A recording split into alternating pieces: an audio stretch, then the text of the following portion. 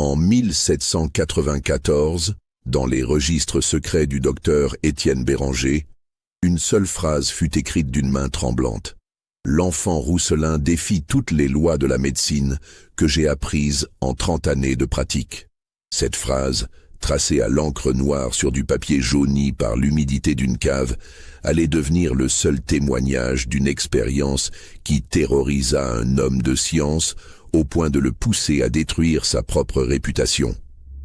Avant de commencer cette histoire troublante, j'aimerais que vous me disiez de quelle ville vous nous écoutez en ce moment. Laissez-moi un commentaire et abonnez-vous si vous appréciez ces récits du passé qui nous glacent le sang. Car ce que je vais vous raconter aujourd'hui dépasse l'entendement, même si chaque détail peut s'expliquer par la science de l'époque. Ou presque. L'année 1794 marquait l'apogée de la terreur révolutionnaire. Dans les campagnes autour de Lyon, récemment libérées du siège fédéraliste, la méfiance régnait encore entre les partisans de la République et les anciens soutiens de l'Ancien Régime. C'est dans ce climat de suspicion permanent que la famille Rousselin avait établi sa nouvelle identité. Le domaine des Rousselin s'étendait sur plusieurs hectares de terres agricoles dans une vallée isolée, à une quinzaine de kilomètres au nord-est de Lyon. La propriété, acquise discrètement en 1792 sous le nom de « Ferme de la Liberté », un choix délibérément républicain, abritait en réalité l'une des plus anciennes familles nobles de la région. Jean-Baptiste Rousselin, ancien comte de Belmont, avait orchestré avec une précision remarquable sa métamorphose en fervent républicain, allant jusqu'à dénoncer publiquement ses anciens pères pour sauver sa famille de la guillotine. La transformation avait été complète. Les armoiries familiales avaient disparu des murs, remplacées par des symboles révolutionnaires grossièrement peints. Les domestiques d'autrefois étaient devenus des citoyens ouvriers agricoles, payés en assignats. Marie-Louise Rousselin, ancienne comtesse habituée aux soirées versaillaises, portait désormais la robe simple des femmes du peuple et tutoyait ses anciens serviteurs. Leurs 3 enfants aînés, Henri, 18 ans, Margot, 16 ans et Paul, 14 ans, avaient été instruits dans l'art difficile du mensonge constant, répétant les leçons de civisme républicain avec une conviction feinte mais parfaite. Seul le plus jeune Lucien, âgé de 8 ans, échappait à cette mascarade. Et c'était précisément lui qui allait devenir le centre d'un mystère qui hanterait cette famille bien au-delà de la Révolution. La région elle-même portait encore les cicatrices des événements récents. Lyon, ville rebelle aux yeux des jacobins parisiens, avait subi un siège terrible l'année précédente. Les exécutions s'étaient succédé sur la place des terreaux et les familles nobles qui n'avaient pas fui à temps avaient payé le prix fort. Cette atmosphère de mort et de méfiance imprégnait chaque conversation, chaque regard échangé entre voisins. C'est dans ce contexte que le docteur Étienne Béranger avait trouvé refuge chez les Rousselin. Ancien chirurgien des armées royales, il avait servi à Versailles avant de fuir Paris lors des massacres de septembre. Sa réputation médicale était exceptionnelle, mais son passé le condamnait. Jean-Baptiste Rousselin l'avait accueilli discrètement, officiellement comme médecin du peuple, au service de la communauté agricole locale, officieusement comme le seul homme capable de soigner sa famille, sans poser de questions embarrassantes sur leur véritable identité. Béranger s'était installé dans une aile reculée de la propriété, transformant l'ancienne orangerie en cabinet médical rudimentaire. Ses instruments, sauvés de son ancienne pratique parisienne, contrastaient étrangement avec le décor campagnard qu'il s'était efforcé de créer. Mais c'est là, dans cette pièce aux murs de pierre froide, qu'il allait être confronté au cas le plus troublant de sa carrière. Tout avait commencé par un incident apparemment banal, un matin de février 1794. Marie-Louise Rousselin avait trouvé son fils cadet, Lucien, effondré dans la cuisine, le corps rigide comme un cadavre. L'enfant ne répondait plus, ses yeux fixes regardaient le plafond sans ciller. Sa respiration était si faible qu'elle semblait avoir cessé. Le docteur Béranger avait été appelé en urgence. Son premier examen révéla un état qu'il n'avait jamais rencontré. Le pouls de l'enfant était imperceptible, mais régulier. Sa température corporelle anormalement basse, ses muscles contractés dans une rigidité totale. Tous les signes de la mort, à l'exception d'une respiration ténue qui persistait. Madame Rousselin, avait murmuré le médecin en retirant ses lunettes. Je ne comprends pas ce qui arrive à votre fils. Son état défie toute logique médicale. Marie-Louise, les mains tremblantes, s'était agenouillée près du lit improvisé où reposait Lucien. « Docteur, dites-moi qu'il va survivre. C'est un enfant si... particulier. » Cette dernière remarque avait intrigué Béranger. « Particulier en quel sens, madame ?» La mère avait hésité, jetant un regard nerveux vers la porte. « Il dit parfois des choses étranges, des mots que nous ne comprenons pas. Et il semble connaître des détails sur notre ancienne vie, alors qu'il était trop jeune pour s'en souvenir. » Le médecin avait froncé les sourcils. Dans son expérience, les traumatismes psychologiques pouvaient provoquer des réactions physiologiques extrêmes, particulièrement chez les enfants. La situation précaire de la famille, le stress constant de maintenir une fausse identité, pouvaient expliquer certains troubles nerveux. Mais ce qui s'était produit ensuite avait ébranlé ses certitudes scientifiques. Après 6 heures d'immobilité totale, Lucien avait soudainement ouvert les yeux et s'était redressé d'un mouvement fluide, comme s'il émergeait d'un sommeil réparateur. Ses premiers mots, prononcés d'une voix claire et posée, furent « Le citoyen Fouché viendra demain avec 3 hommes. Il cherchera les documents cachés derrière la cheminée du salon. » Marie-Louise avait blêmi.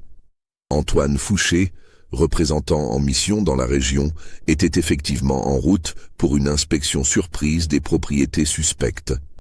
Mais cette information n'avait été communiquée à personne, et surtout pas à un enfant de 8 ans.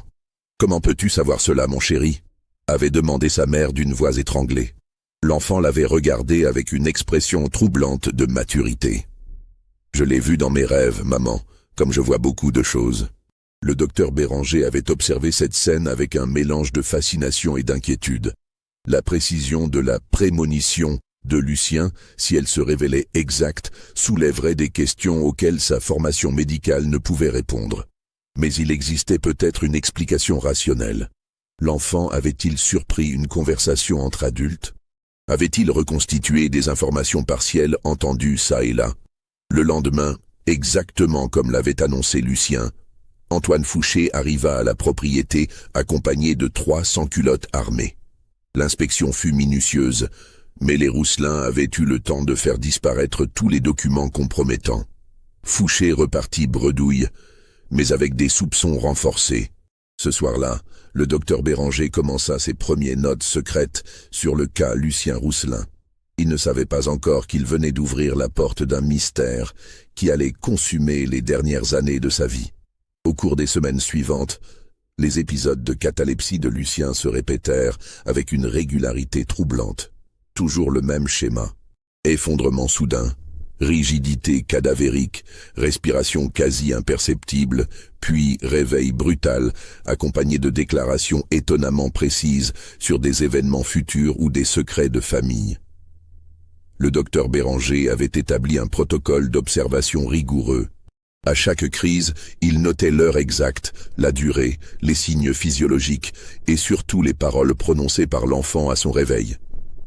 Ses cahiers secrets, dissimulés dans une cache aménagée sous le plancher de son cabinet, s'emplissaient d'observations de plus en plus troublantes. 15 mars, 3e épisode ce mois, durée 4 heures et 27 minutes. Au réveil, l'enfant a déclaré textuellement « Grand-père cache ses louis d'or dans le puits de la cour nord. Il y a aussi une lettre pour la reine. » Vérification faite discrètement. Une bourse contenant 32 louis d'or et une correspondance datée de 1789 ont été effectivement découvertes dans le puits mentionné. Cette découverte avait bouleversé Jean-Baptiste Rousselin. La cachette avait été aménagée par son père, décédé 3 ans plus tôt, et personne d'autre ne connaissait son existence. Comment un enfant de 8 ans pouvait-il avoir accès à cette information? Mais ce qui troublait le plus le docteur Béranger, c'était la transformation progressive de Lucien pendant ces épisodes de réveil. L'enfant spontané et rieur des jours ordinaires laissait place à une personnalité étrangement mature, s'exprimant dans un français châtié qui n'était pas celui de son âge. Plus inquiétant encore, il utilisait parfois des expressions latines que seuls les membres les plus érudits de l'ancienne noblesse maîtrisaient. 22 mars. L'enfant s'est réveillé en récitant un passage en latin. Memento mori, quia pulvis es et in pulverem reverteris. Quand je lui ai demandé où il avait appris ces mots, il m'a répondu « Grand-père me les a enseignés dans mes rêves ». Le problème est que le grand-père de Lucien était effectivement un érudit, ancien élève des jésuites, qui maîtrisait parfaitement le latin. Mais l'enfant n'a jamais eu de contact prolongé avec lui. Marie-Louise Rousselin avait commencé à éviter son fils cadet. Les révélations de Lucien touchaient trop souvent à des secrets de famille que personne n'aurait dû connaître. Lors d'un épisode particulièrement troublant, l'enfant avait décrit avec une précision chirurgicale l'emplacement d'un testament secret rédigé par son arrière-grand-mère, document qui légalisait certaines donations faites à des familles paysannes de la région. Il sait des choses qu'il ne devrait pas savoir, avait-elle confié au docteur Béranger lors d'une consultation privée. Parfois, j'ai l'impression qu'il lit dans mes pensées les plus intimes. Hier, il m'a demandé pourquoi je pleurais la nuit en pensant à ma sœur Élisabeth. Or, je n'ai jamais parlé d'Élisabeth devant lui. Et pour cause, elle a été guillotinée à Paris l'année dernière. Le médecin avait tenté de rassurer la mère en évoquant des explications rationnelles. Hypermnésie infantile, reconstruction inconsciente d'informations fragmentaires, troubles neurologiques provoqués par le stress familial. Mais au fond de lui-même, il commençait à douter de ses propres théories. L'aspect le plus troublant du comportement de Lucien était sa connaissance apparente de détails historiques et géographiques qu'un enfant de son âge et de son milieu ne pouvait maîtriser. Lors d'un épisode en avril, il avait décrit minutieusement la topographie d'un domaine familial, vendu 20 ans plus tôt, mentionnant l'existence d'un souterrain reliant le château à une chapelle située à plusieurs kilomètres. Jean-Baptiste Rousselin avait discrètement vérifié cette information auprès d'anciens domestiques.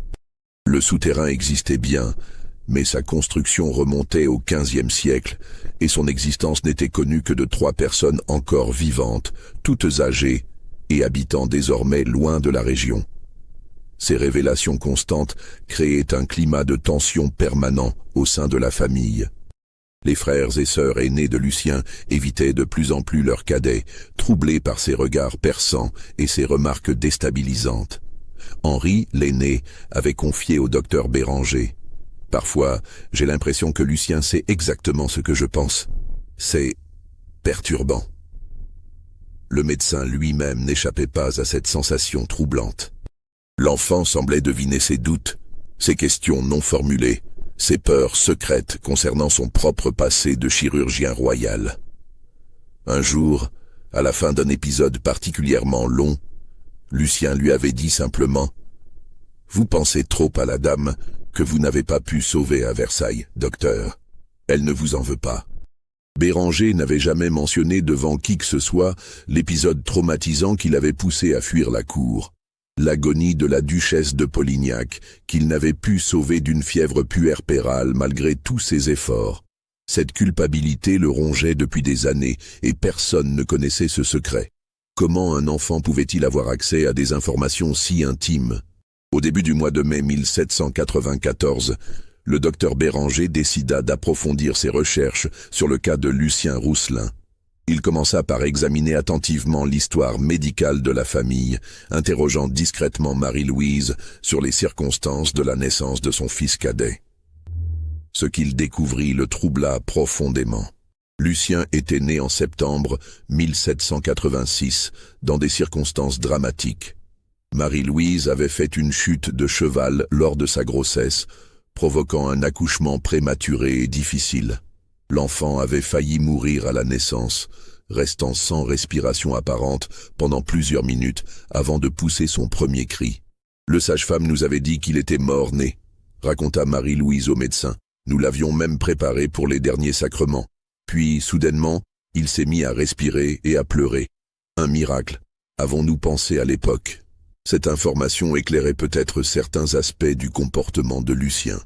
Béranger connaissait des cas documentés d'enfants ayant survécu à une asphyxie natale et présentant par la suite des troubles neurologiques particuliers. Mais cela n'expliquait pas la précision troublante de ses visions. Le médecin décida d'observer plus systématiquement les épisodes de catalepsie. Il installa un système de surveillance discrète dans la chambre de l'enfant, notant scrupuleusement tous les détails physiologiques de chaque crise. Ce qu'il découvrit remit en question ses certitudes médicales les plus fondamentales. Durant les phases de catalepsie, le corps de Lucien présentait des caractéristiques impossibles selon les connaissances médicales de l'époque. Sa température corporelle chutait de plusieurs degrés, son pouls devenait si faible qu'il était presque indétectable, et surtout, sa respiration se réduisait à un souffle si ténu qu'elle semblait s'arrêter complètement pendant de longs moments. 30 mai, épisode de 7 heures. Température, 2 degrés sous la normale. Pouls, 12 pulsations par minute contre 70 habituellement. Respiration, une inspiration toutes les 3 minutes environ. État physiologique incompatible avec la conscience. Et pourtant, au réveil, l'enfant se souvient parfaitement de conversations ayant eu lieu dans la pièce durant sa crise. Plus troublant encore, Béranger constata que Lucien semblait parfois réagir à des stimuli externes pendant ces épisodes cataleptiques. Lorsque le médecin murmurait des questions précises près de l'oreille de l'enfant inconscient, celui-ci répondait parfois au réveil à des interrogations qui n'avaient jamais été formulées à voix haute. Cette découverte poussa le docteur à entreprendre une expérience risquée. Il décida de tester systématiquement les capacités de Lucien en lui posant, durant ces épisodes inconscients, des questions sur des sujets qu'un enfant de 8 ans ne pouvait connaître. Les résultats dépassèrent ses pires craintes.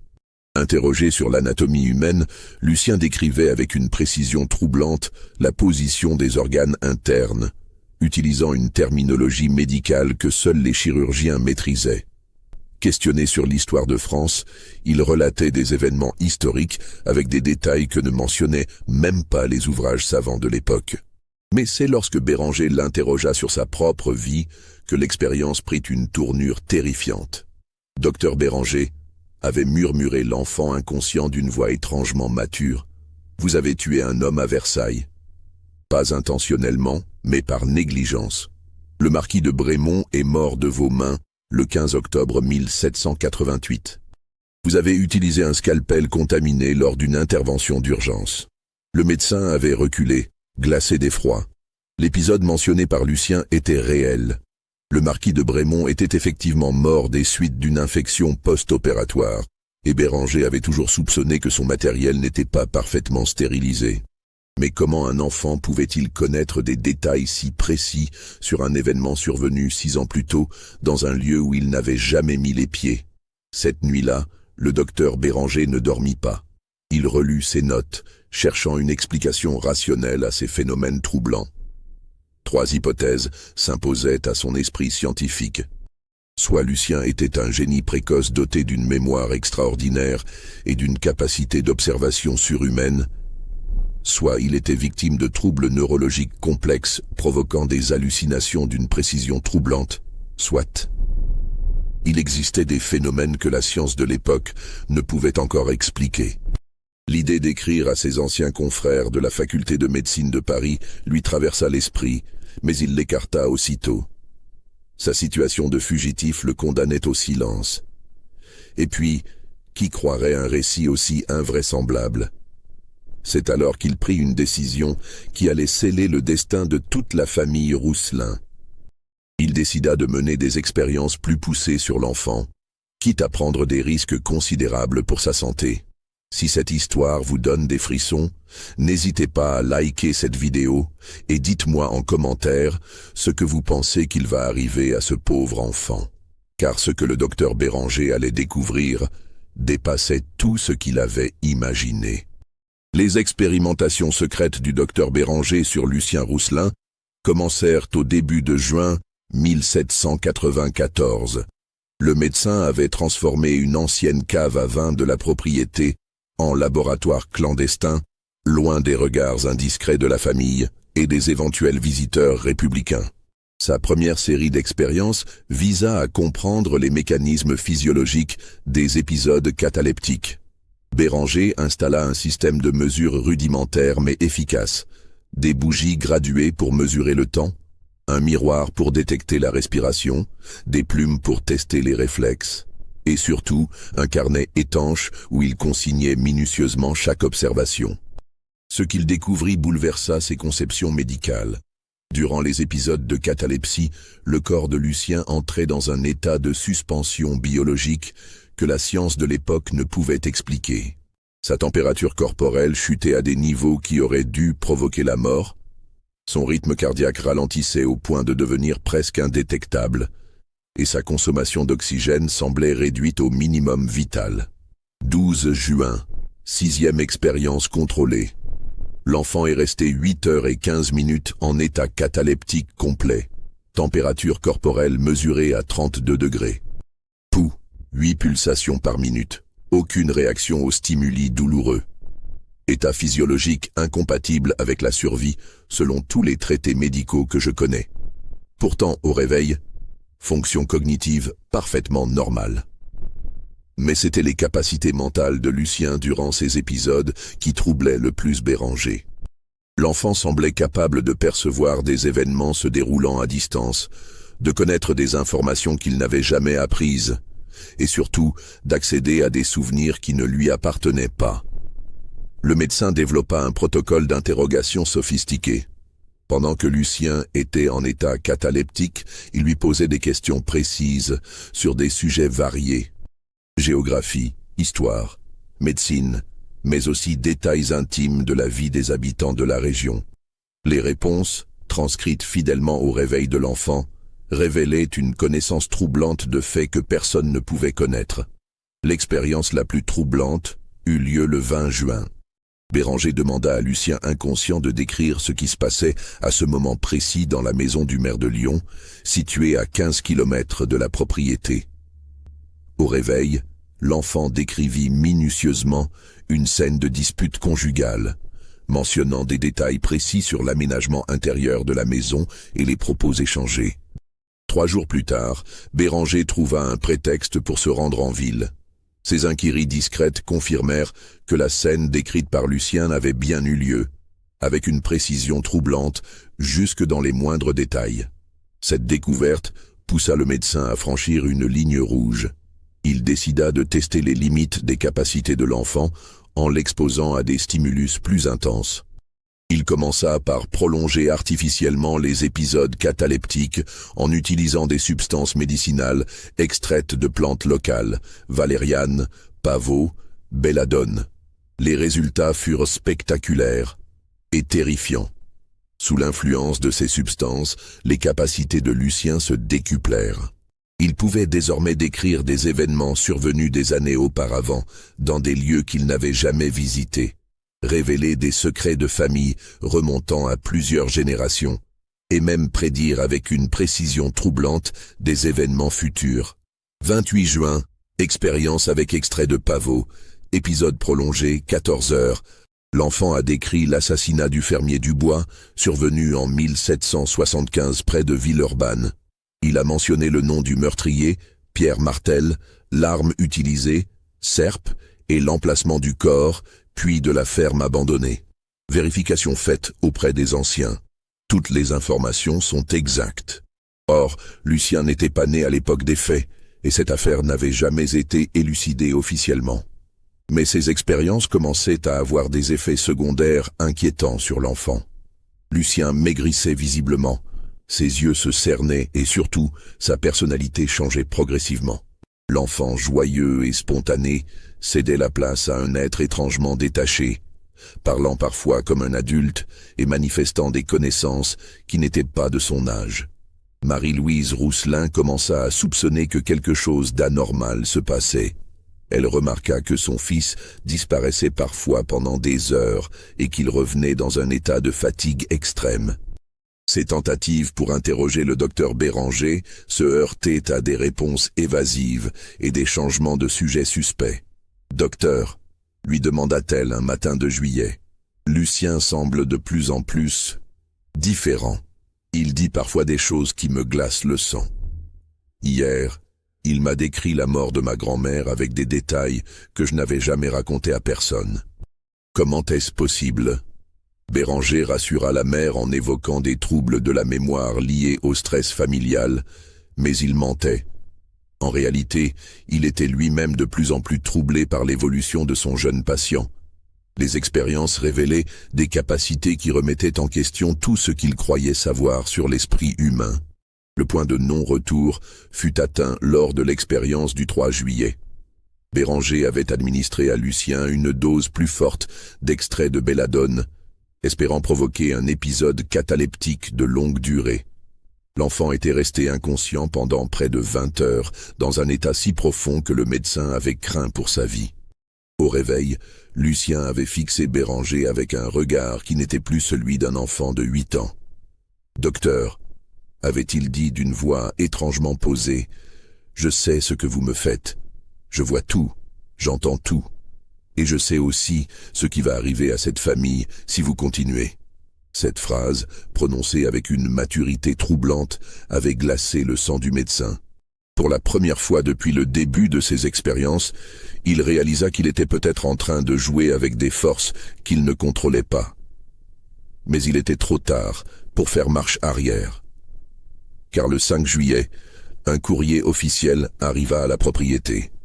Les autorités révolutionnaires avaient été informées d'activités suspectes chez les Rousselin. Une commission d'enquête dirigée par le redoutable Fouché-Tinville allait arriver dans 3 jours pour une inspection approfondie. Et Lucien, avec son regard d'adulte dans un corps d'enfant, avait souri en entendant la nouvelle. « Je l'avais vu, docteur. Dans mes rêves, j'avais vu exactement ce qui allait arriver. » L'arrivée de la commission d'enquête était prévue pour le 8 juillet au matin. La veille au soir, la famille Rousselin était réunie dans le grand salon, officiellement pour une assemblée de citoyens destinée à préparer l'accueil des représentants républicains. En réalité, c'était un conseil de guerre familial. Jean-Baptiste Rousselin avait pâli en lisant la lettre officielle. L'accusation était précise. Activités contre-révolutionnaires, détournement de biens nationaux et pratiques superstitieuses contraires aux principes de la République. Cette dernière mention l'inquiétait particulièrement. Qui avait pu faire un rapport aussi détaillé sur leurs activités secrètes ? « Ils savent quelque chose », murmura-t-il à sa femme.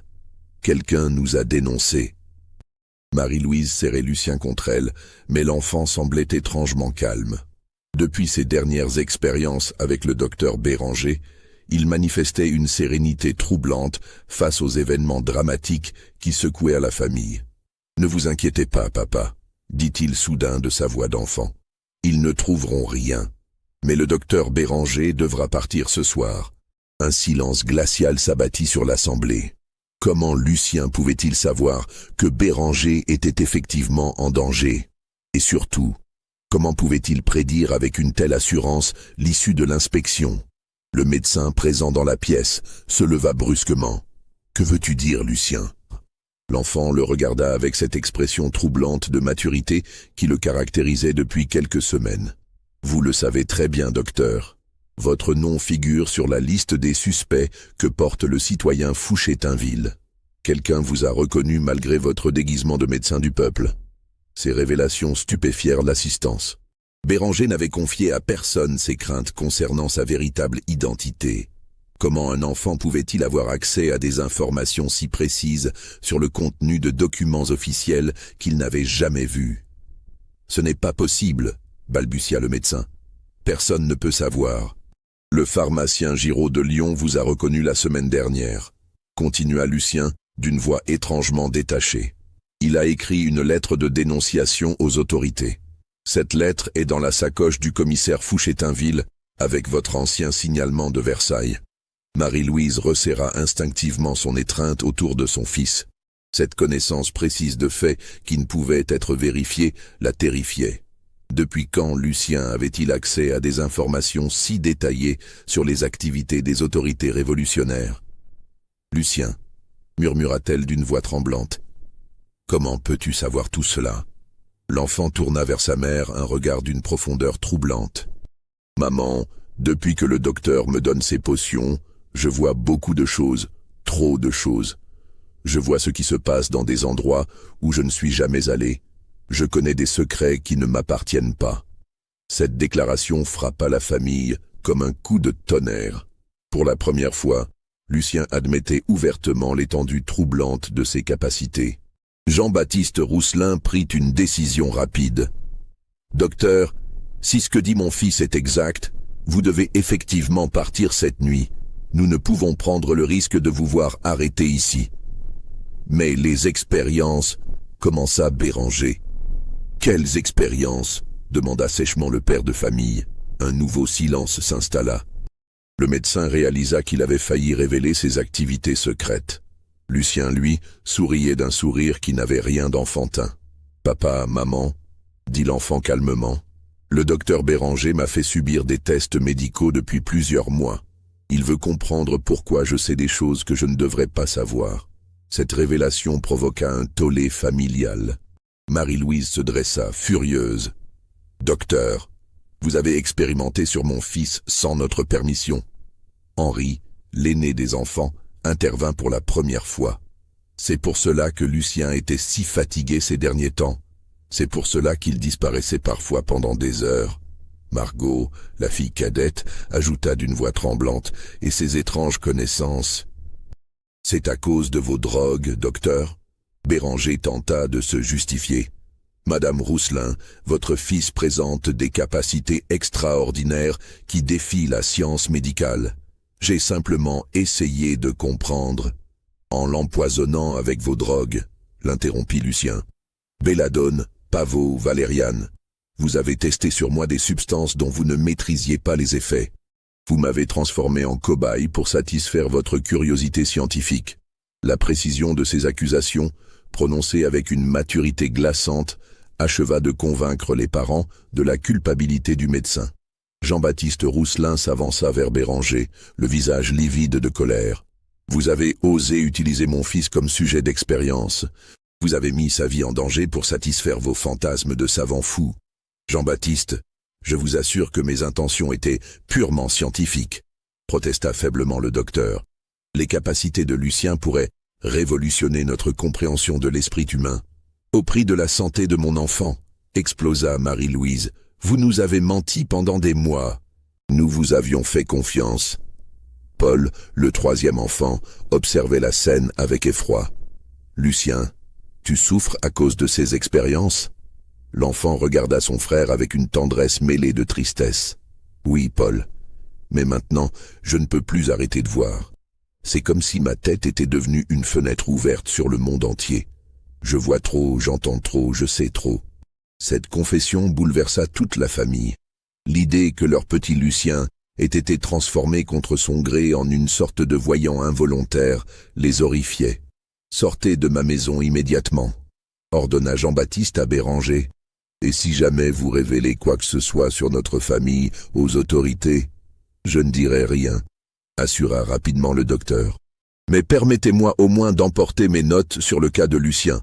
Ces observations pourraient révolutionner la médecine. » « Vos notes resteront ici, » trancha Jean-Baptiste. « Considérez-vous comme chanceux de partir vivant. »« Ces notes sont dangereuses, » ajouta Lucien d'une voix grave. « Si les autorités les trouvent, elles ne comprendront pas. Elles penseront que nous pratiquons la sorcellerie. Dans cette époque de suspicion, cela suffirait à nous envoyer tous à l'échafaud. » Cette remarque fit frissonner toute l'assemblée. L'enfant avait raison. En pleine période révolutionnaire, des documents décrivant des phénomènes inexpliqués seraient immédiatement interprétés comme des preuves d'activités superstitieuses contraires aux principes républicains. Pendant cette confrontation, Lucien observait la scène avec un détachement troublant. Il semblait avoir vieilli de plusieurs années en quelques semaines, comme si les expériences de Béranger avaient accéléré sa maturation psychologique de manière irréversible. Quand le médecin se dirigea vers la porte, l'enfant lui adressa une dernière remarque qui glaça le sang de tous les présents. « Docteur Béranger, vous mourrez dans 6 mois d'une fièvre contractée près de Marseille. Vous tenterez de rejoindre l'Amérique, mais vous n'y arriverez jamais. Et vos notes sur moi, elles disparaîtront dans l'incendie de cette maison le 15 septembre prochain. » Le médecin s'arrêta net, se retournant vers l'enfant. « Comment peux-tu savoir tout cela ?» Lucien sourit, et pour la première fois depuis des semaines, son sourire redevint celui d'un enfant de 8 ans. « Je le vois dans mes rêves, docteur, comme je vois beaucoup d'autres choses. Vos expériences ont ouvert une porte dans ma tête, et maintenant, je ne peux plus la refermer. » Cette dernière déclaration laissa un silence pesant dans la pièce. La famille Rousselin prenait conscience que leur fils avait été irrémédiablement transformé par les expériences clandestines du médecin. Lucien n'était plus l'enfant innocent qu'il avait été. Il était devenu quelque chose d'autre, quelque chose qui les effrayait autant qu'il les fascinait. Béranger quitta la propriété cette nuit-là, emportant seulement ses instruments médicaux et quelques effets personnels. Ses précieuses notes sur le cas Lucien Rousselin restèrent cachées dans sa cave secrète, conformément aux exigences de Jean-Baptiste. Mais avant de partir, il glissa discrètement à Marie-Louise. « Madame, surveillez attentivement votre fils. Ce que j'ai fait a peut-être libéré en lui des capacités qui dépassent notre entendement. Il faudra l'aider à apprendre à vivre avec ce fardeau. » L'inspection du lendemain se déroula exactement comme l'avait prédit Lucien. Fouché-Tinville et ses hommes arrivèrent au lever du soleil, accompagnés de 6 sans-culottes armés et d'un greffier chargé d'établir un procès-verbal détaillé de l'inspection. Le commissaire Fouché-Tinville était un homme redoutable, connu pour son intransigeance révolutionnaire et sa capacité à démasquer les conspirations contre-révolutionnaires. Grand, maigre, avec des yeux perçants et une expression sévère, il inspirait immédiatement la crainte. Sa réputation le précédait. Il avait envoyé à l'échafaud plus de nobles et de prêtres réfractaires que n'importe quel autre représentant en mission. « Citoyen Rousselin, déclara-t-il en descendant de sa voiture, nous avons reçu des informations troublantes concernant votre propriété. Des activités suspectes, des allées et venues nocturnes, la présence d'un individu recherché par les autorités républicaines. » Jean-Baptiste s'avança, affichant la déférence respectueuse d'un citoyen loyal. « Citoyen commissaire, ma famille et moi sommes d'ardents partisans de la République. Nous n'avons rien à cacher et nous nous soumettons volontiers à votre inspection. » Fouché-Tinville observa attentivement la famille assemblée dans la cour.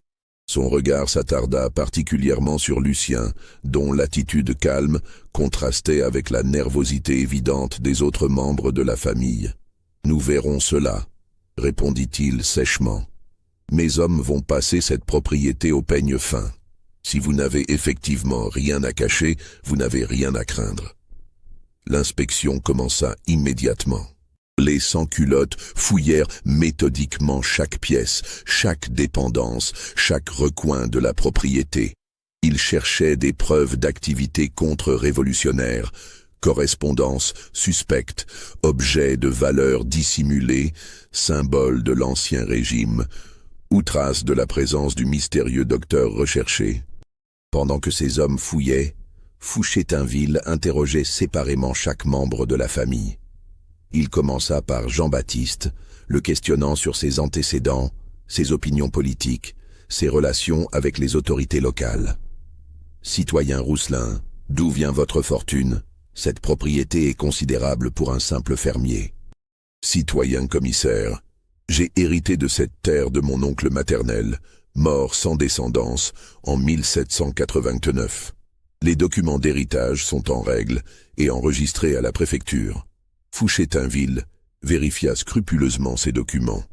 Jean-Baptiste avait effectivement préparé une fausse généalogie parfaitement crédible, avec de vrais papiers obtenus moyennant corruption.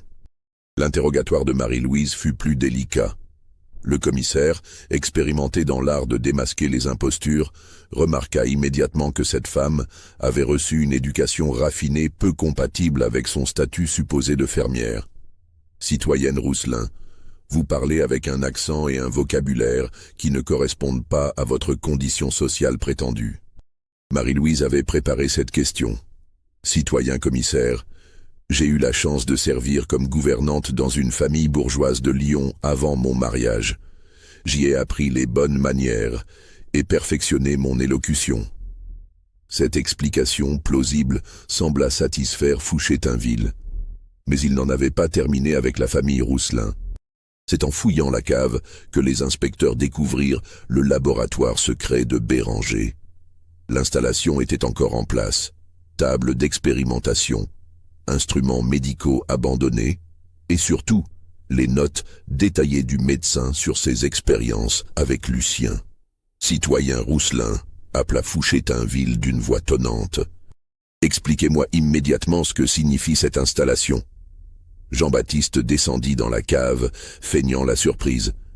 Citoyen commissaire, je ne comprends pas. Cette cave servait de réserve. Je ne savais pas que... Et ceci? Fouché-Tinville brandissait les cahiers de notes de Béranger. Des expériences médicales sur un enfant. Des observations sur des phénomènes prétendument surnaturels. Qu'est-ce que cela signifie?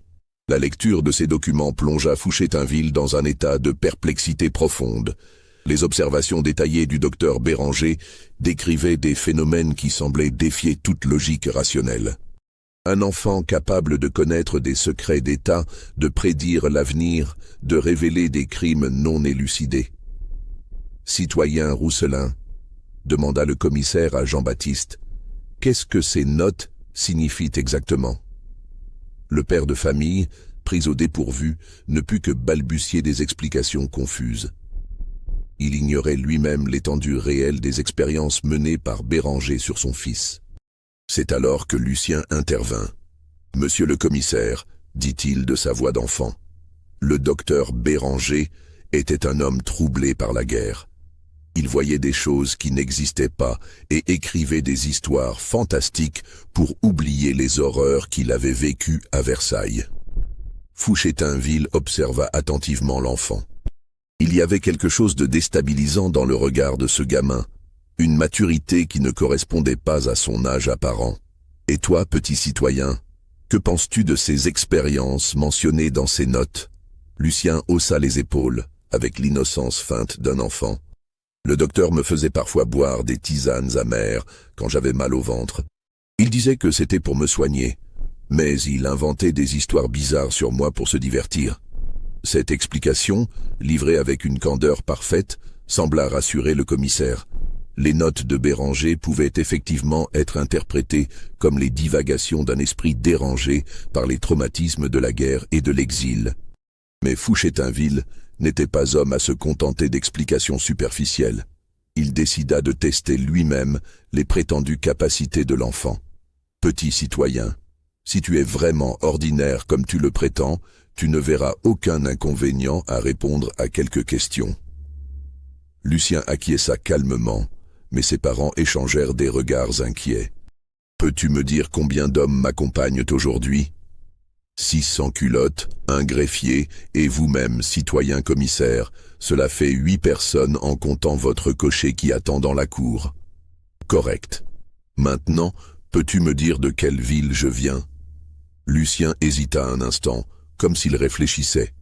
De Lyon, citoyen commissaire. Votre accent le trahit, et puis, votre cheval porte encore la boue rouge des chemins qui mènent à la ville. Ces réponses, parfaitement logiques, rassurèrent Fouché-Tinville. L'enfant faisait preuve d'un sens de l'observation développé, mais rien d'extraordinaire. Mais juste avant de partir, Fouché-Tinville se retourna vers Lucien et lui posa une question piège. « Petit citoyen, peux-tu me dire ce que je porte dans ma poche droite ?» Cette question était un test délibéré. Dans sa poche droite, Fouché-Tinville conservait un objet qu'aucune observation extérieure ne pouvait révéler. L'enfant le regarda quelques secondes, puis sourit. Une montre en or avec les initiales PM gravées dessus. Elle appartenait au marquis de Pompadour, que vous avez fait exécuter le mois dernier. Le silence qui suivit cette révélation fut assourdissant. Fouché-Tinville pâlit, portant instinctivement la main à sa poche. La montre était effectivement là, avec les initiales mentionnées par l'enfant. Et personne, absolument personne, ne pouvait connaître cette information.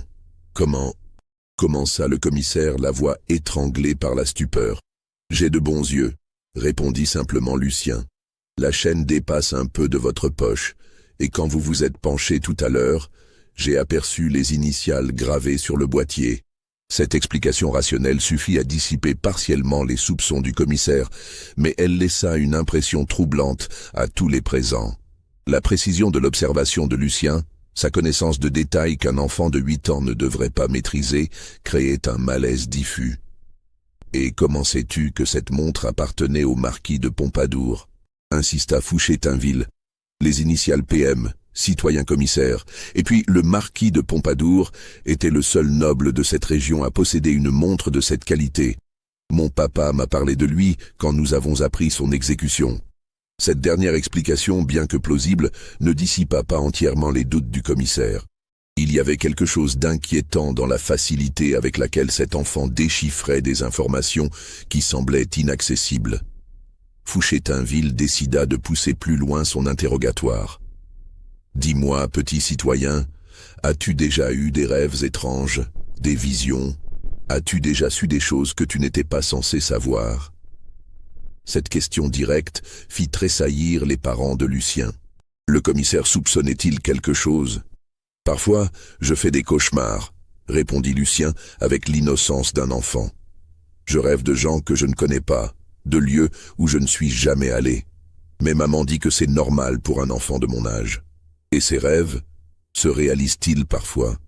Lucien secoua la tête. « Non, citoyen commissaire, ce ne sont que des rêves. » Le docteur Béranger prétendait qu'il signifiait quelque chose, mais papa dit qu'il avait l'esprit dérangé par la guerre. Cette ligne de défense, soigneusement préparée par la famille, sembla convaincre Fouché-Tinville.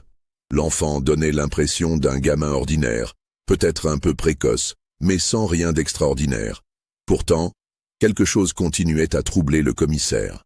Il y avait dans le regard de Lucien une profondeur, une maturité qui ne collait pas avec son âge apparent. Et cette facilité troublante à deviner des détails qu'un enfant ne devrait pas connaître. « Bien, » finit-il par déclarer, « cette inspection est terminée. Nous n'avons trouvé aucune preuve d'activité contre-révolutionnaire. Vous pouvez reprendre vos activités normales. » Mais avant de monter en voiture, il se retourna une dernière fois vers Lucien. « Petit citoyen, un dernier conseil. Méfie-toi des gens qui prétendent que tu as des dons particuliers. Dans notre République, nous ne croyons qu'à la raison et à la science. Les superstitions appartiennent au passé. » Lucien acquiesça sagement. « Oui, citoyen commissaire, je ne suis qu'un enfant ordinaire d'une famille ordinaire. » Fouché-Tinville repartit sans arrêter personne, mais avec la certitude qu'il venait de vivre quelque chose d'inexplicable. Dans son rapport officiel, il mentionnerait simplement « Famille Rousselin, républicain irréprochable, médecin fugitif introuvable, note médicale sans intérêt, probablement fantaisiste. » Mais dans son journal personnel, il écrirait cette nuit-là « J'ai rencontré aujourd'hui un enfant qui semble voir au-delà du voile de la réalité. Que Dieu nous protège si de tels êtres existent vraiment. La République a peut-être détruit l'ancienne aristocratie, mais elle ne peut rien contre les mystères de l'esprit humain. Cet enfant me hante. Il y avait dans ses yeux une connaissance qui ne devrait pas exister chez un être de son âge.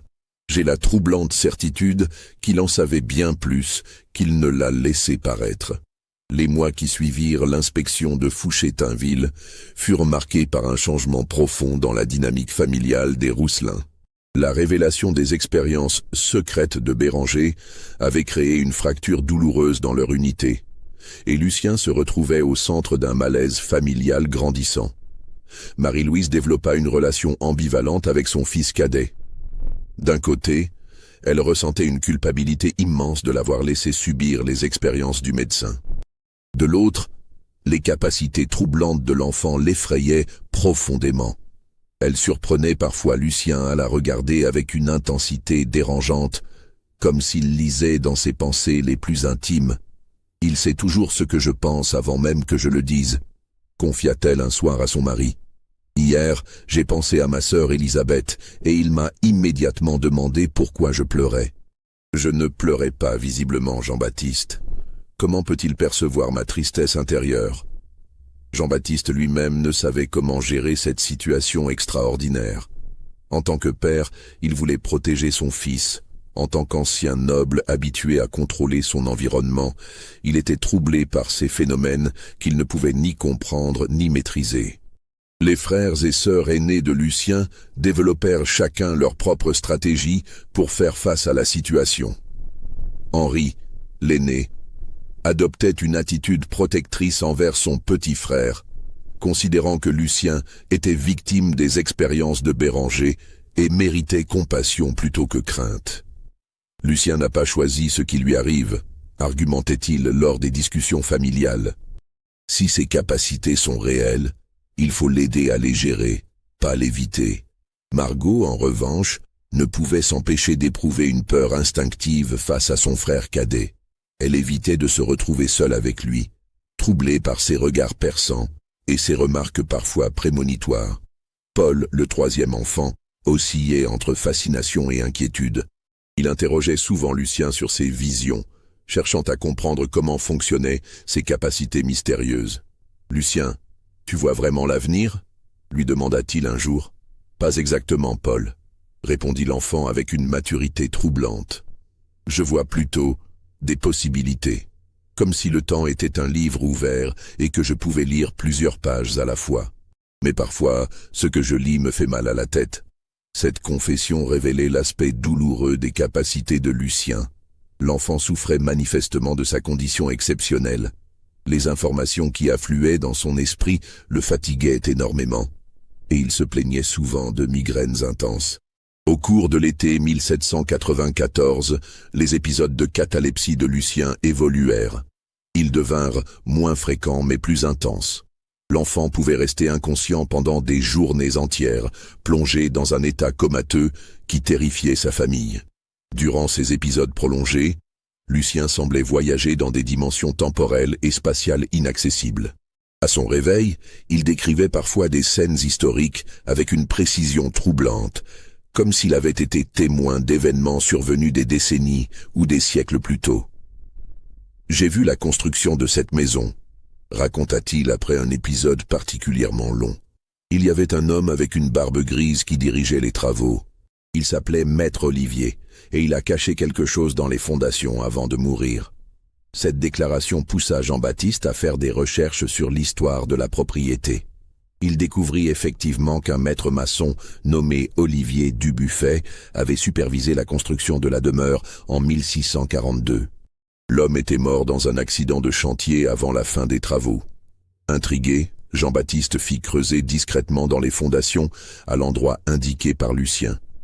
Il y découvrit une petite cassette métallique contenant des pièces d'or et un document attestant de la propriété légale de terrain aujourd'hui occupé par la ferme voisine.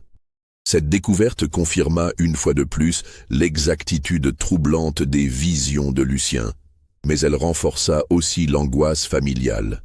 Comment un enfant pouvait-il avoir accès à des informations concernant des événements survenus plus d'un siècle avant sa naissance? En août, un incident particulièrement inquiétant se produisit.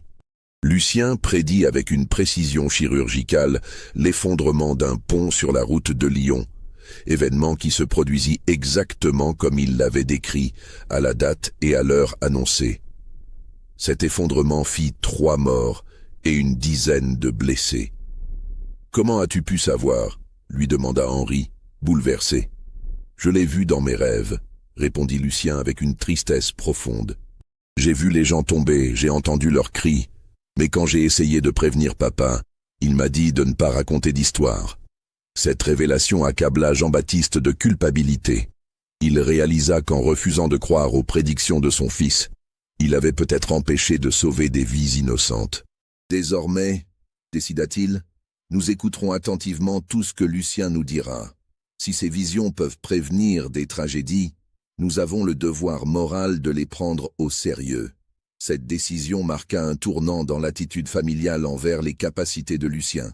L'enfant n'était plus perçu comme un phénomène inquiétant, mais comme un membre de la famille porteur d'un don à la fois précieux et douloureux.